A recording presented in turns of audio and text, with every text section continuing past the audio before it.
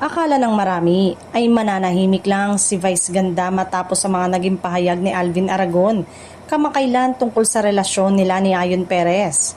Pero sa pinakabagong episode ng It's Showtime, tila may banayad ngunit matalim na resback ang kabogable star na agad napansin ng netizen. Sa gitna ng masayang biruan, bumanat si Vice ng hirit na marami ang nagsabing tila patama umano kay Alvin. Nagsimula ang usapan ng mapag-usapan ng muling pagsasama ng grupo at reunion concert, kung saan biglang binitawan ni Vice ang linyang tapos yung isa sa kanila may asawang baliw na magiging daot sa tagumpay ng grupo. Agad itong umugong online dahil marami ang nag-uugnay nito sa naging kontrobersya noon, kaugnay ng pag-alis ni Icy Trazona sa grupo matapos ang mga naging pahayag ng asawa nitong si Alvin. Matatanda ang naging usap-usapan si Alvin matapos ang ilang controversial niyang komento na umani ng batikos mula sa publiko.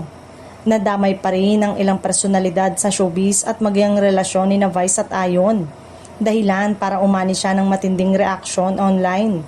Kaya naman ang marinig ang naturang biro ni Vice. Marami ang nagsabing ito na umano ang sagot ng komedyante sa mga naunang patutsada laban sa kanya. Sa social media, dagsang reaksyon ng netizen. May mga nagsabing klase pa rin ang naging resback ni Vice dahil sa halip na direktang sagutin ay idinaan niya ito sa trademark niyang comedy banter. Para sa fans, isa itong patunay na kayang ipagtanggol ni Vice ang sarili ng hindi bumababa sa antas ng personal na bangayan. Sa ngayon, nananatiling tikom ang kampo ni Alvin tungkol sa panibagong usap-usapan, habang si Vice ay hindi na rin nagbigay ng mga karagdagang paliwanag.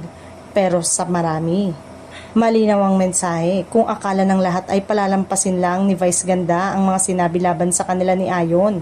Mukhang may resback pala itong nakahanda at ginawa niya ito sa paraang siya lang ang may kayang gumawa.